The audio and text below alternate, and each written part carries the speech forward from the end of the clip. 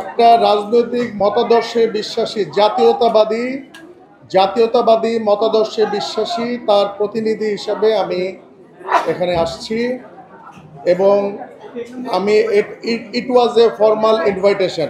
আমি আগের থেকে আমি একটা ডিসক্লেমার দিয়ে দিচ্ছি, this is a formal invitation. এখন আমাদের অঞ্চলে প্রচলিত একটা কথা আছে, সেটা প্রথম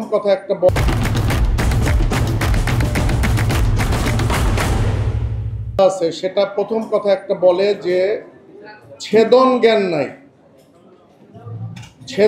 নাই। সব প্রত্যেকটা জায়গাতে যদি আমি ছিদ্র করার চেষ্টা করি তাহলে ছিদ্ররও মর্যাদা থাকে না, সেলাইয়ের মর্যাদা থাকে না।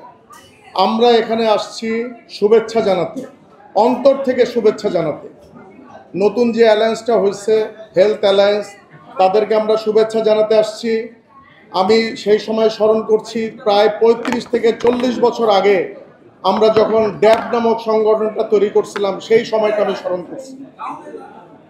কিন্তু এখানে এসে যদি আমাকে শুনতে হয় যে বিএনপি নামক রাজনৈতিক দলটাকে কিভাবে চলা উচিত,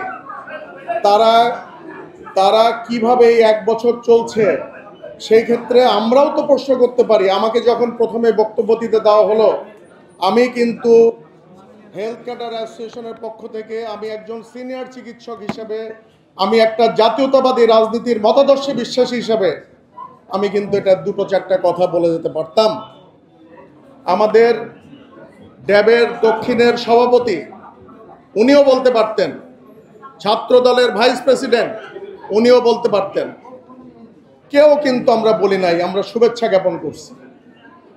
এটা যদি আজকে একটা টক শো হতো, এখানে আমরা ডিবেট করতাম।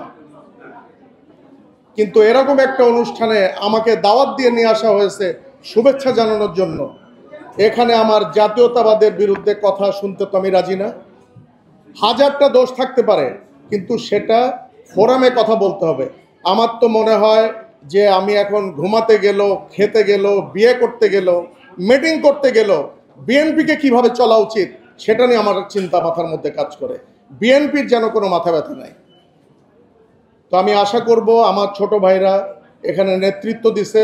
আরেকটা জিনিস আপনাদের বলি, 5ই আগস্টের যেই ইয়াং ছেলেগুলো পথে নেমে আসছে, তাদের বাবা মা দাদা খালু ফুপু কেউ না কেউ হয় জাতীয়তাবাদী, অথবা জামাতে ইসলামী, অথবা আওয়ামী বিরোধী কোনো পরিবার থেকে ছেলেগুলো বের হয়ে আসছে।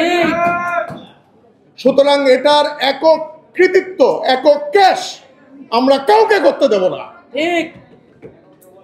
এই কৃতিত্ব এবং ক্যাশ এটা সবার। আমার ছেলে, আমার একমাত্র ছেলে, তাকে আমি ঘরে আটকায় রাখতে পারি নাই। কিসের জন্য?